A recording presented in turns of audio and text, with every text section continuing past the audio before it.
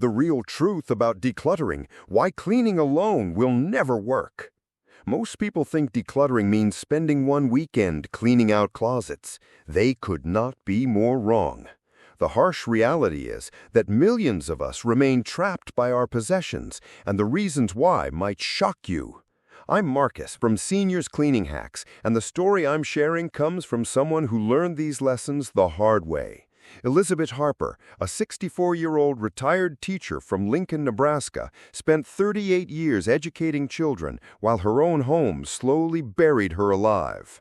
The truths she discovered will change how you think about your belongings forever. But fair warning, these insights are not comfortable. They challenge everything we believe about our stuff and why we keep it.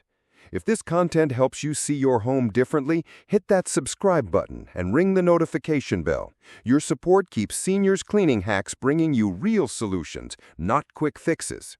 Elizabeth's journey started like so many others. Fresh out of college, she and her husband Mark began in a tiny studio apartment. Success meant bigger spaces, more furniture, endless shopping trips. Each promotion brought larger homes to fill with new purchases. When Elizabeth's parents passed away, she inherited their entire household. Furniture passed down through generations, boxes of photographs, china sets never used, books collecting dust for decades. Her basement became a storage unit for 3 different families' worth of memories. Working in education, Elizabeth watched elderly substitute teachers struggle with mobility issues. She noticed how many lived in homes packed so full that simple tasks became dangerous obstacles. Walking to the kitchen meant navigating narrow pathways between stacked boxes. Reaching for items required climbing over piles of unused belongings.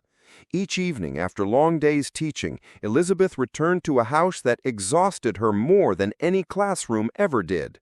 She attempted decluttering multiple times, filling donation bags, scrubbing rooms until her back ached, feeling temporary relief when spaces looked cleaner. But within weeks, the clutter returned. Shopping habits remained unchanged. New items arrived faster than old ones left. The cycle continued endlessly. Only after retirement did Elizabeth gain the time and perspective needed to understand why her previous efforts failed. The journey she began was not just about organizing a home, it became a complete transformation of how she lived. Make sure to like this video if you recognize yourself in Elizabeth's story. Comments help our Seniors Cleaning Hacks community grow stronger together. From decades of trial and error, Elizabeth identified 7 fundamental truths about decluttering that most people never realize. Truth number 1. Surface cleaning never creates lasting change. Elizabeth learned this lesson after years of frustration. She would spend entire weekends sorting through rooms, donating bags of clothes, scrubbing surfaces until they sparkled. The immediate results felt satisfying. Clean spaces, organized drawers, clear countertops. But the victory was always temporary. Within a month, sometimes just weeks, everything returned to its previous chaotic state. New purchases filled empty spaces. Items migrated back to cleared surfaces. The house looked exactly as cluttered as before. Elizabeth compared this pattern to treating symptoms without addressing the underlying illness. She said, "Imagine someone with a broken arm getting only a bandage instead of a proper cast. The injury never heals because the treatment ignores the real problem." One-time decluttering efforts work the same way. They address visible clutter without changing the systems that created it. Elizabeth discovered that actual decluttering represents only about 25% of creating a permanently organized home. The remaining 75% requires building what she calls the foundation. 4 essential pillars that support long-term success. Pillar 1, input control, managing what enters your home. Endless shopping guarantees that all organizing efforts eventually fail. Pillar 2, output systems, creating regular habits for removing items before they accumulate into overwhelming piles. Pillar 3, storage organization, establishing clear, logical places for everything you choose to keep. Pillar 4, mindset transformation, changing the mental patterns that drove the accumulation in the first place. Elizabeth remembered cleaning her living room completely, vacuuming carpets, dusting furniture, arranging everything perfectly. 3 months later, her adult daughter moved back temporarily and brought boxes of belongings. Mark purchased a new recliner. Grandchildren left toys scattered everywhere. The room returned to its crowded, stressful state. The problem was not lack of cleaning effort. Elizabeth had failed to control what came into the space or create systems for maintaining the improvements. Share this video with someone who needs to hear these truths. Seniors Cleaning Hacks is here to support real change, not temporary fixes. Truth number 2. All paths involve difficulty. Choose wisely. Elizabeth discovered that people often avoid decluttering because it requires effort, time, and emotional energy. They complain about the work involved while accepting lives filled with daily inconvenience and stress. During her teaching career, Elizabeth witnessed a colleague's mother break her wrist simply trying to reach the bathroom at night. The hallway was blocked by storage boxes that had been temporarily placed there months earlier. That fall resulted in surgery, months of physical therapy, and permanent mobility limitations. Elizabeth realized that clutter creates a constant state of low-level stress that most people do not recognize. Crowded spaces make the nervous system remain on alert. Sleep quality suffers, energy levels drop. Simple tasks become complicated obstacles. The body responds to cluttered environments as if they were emergency situations. Heart rates stay elevated. Stress hormones remain active. Mental clarity decreases without obvious causes. Elizabeth developed a personal experiment she called the Purchase Pause Journal. Before buying anything non-essential, she wrote down the item, price, and her emotional state at that moment. 1 month later, she reviewed every entry. The results shocked her. More than 95% of the items she had wanted to purchase no longer seemed important or necessary. In 4 weeks, this simple practice saved her nearly $800 while revealing the emotional triggers behind her spending patterns.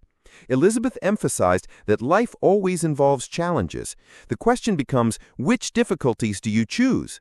You can choose the short-term difficulty of spending focused time decluttering, making hard decisions about possessions, and changing established habits. Or you can choose the long-term difficulty of living in spaces that drain your energy, threaten your safety, and limit your freedom. For Elizabeth, this choice became clear. She preferred temporary discomfort that led to permanent improvement over ongoing stress that offered no resolution.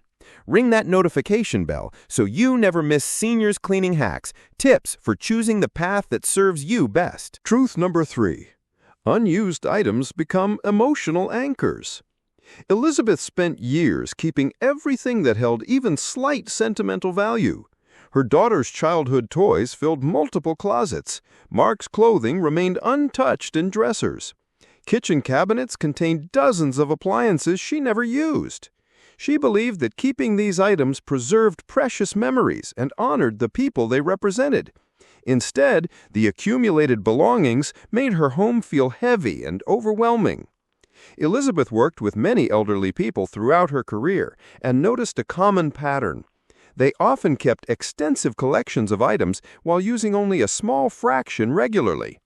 One woman owned 14 coffee mugs, but used the same 2 every day. Another kept 30 books on her nightstand, but had not read anything in years. When Elizabeth began seriously decluttering, she created a clear standard. If something had not been used in 12 months and looking at it did not bring genuine joy, it needed to go. This rule led to painful but necessary decisions. She kept one special doll from her daughter's collection, the one given for her 10th birthday, and donated the rest to local charities. She kept one of Mark's shirts, the one he wore during their anniversary dinner, and gave the others to people who needed them. The first time Elizabeth released these belongings, she cried for hours. The emotions felt overwhelming and frightening. But after the tears came something unexpected, profound relief. She realized that memories live in hearts and minds, not in storage boxes and cluttered closets. More importantly, when donated, those items could bring value and joy to other families instead of gathering dust in forgotten corners.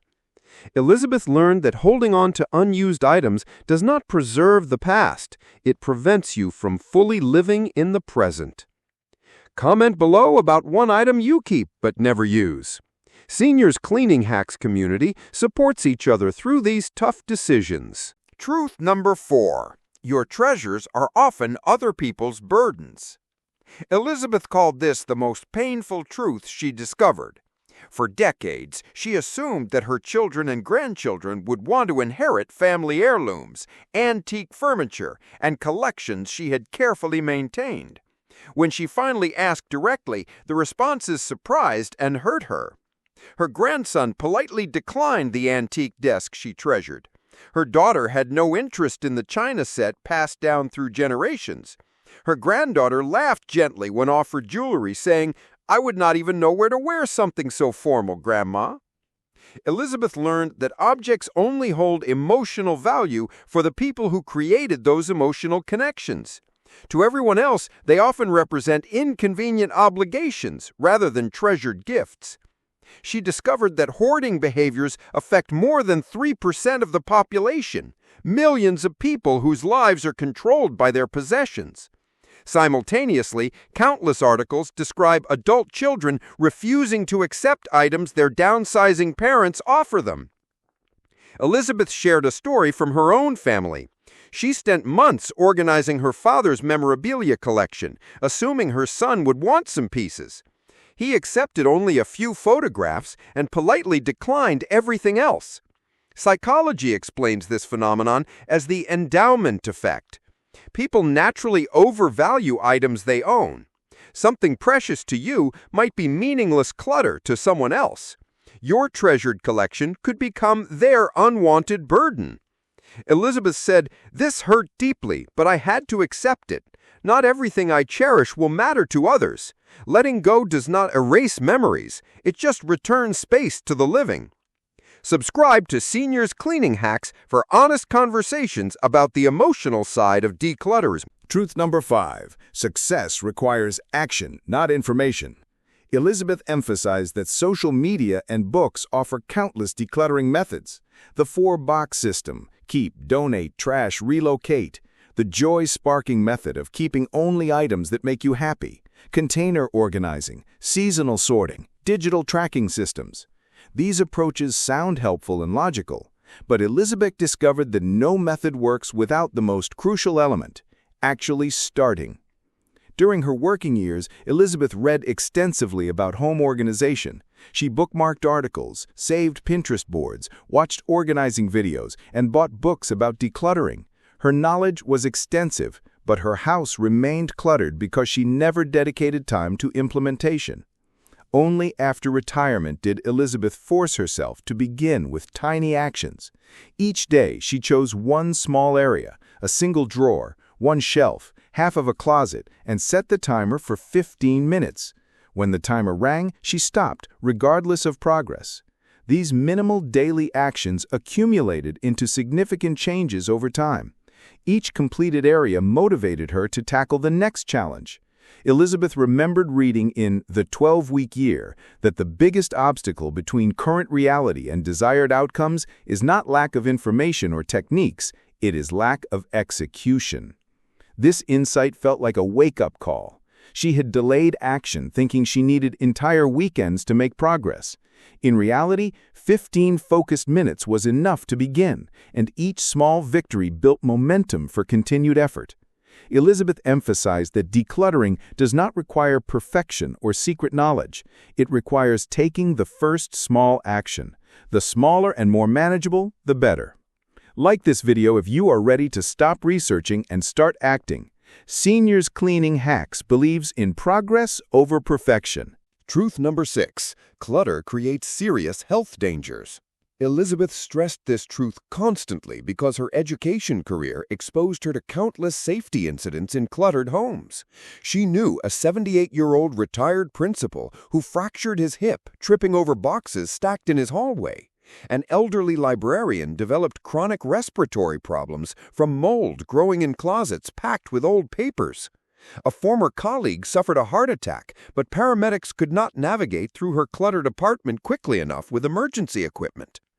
Elizabeth learned that clutter threatens health in multiple ways. Physical safety, narrow pathways and unstable piles increase fall risks dramatically. Emergency responders cannot access patients quickly when homes are overcrowded.